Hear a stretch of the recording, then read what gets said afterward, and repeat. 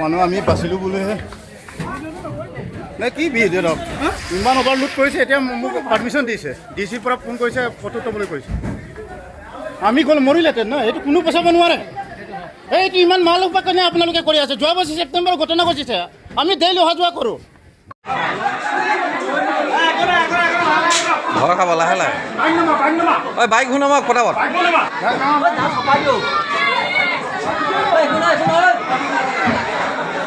ঐ bike নমক bike আমাৰ বেগকেইটা নাও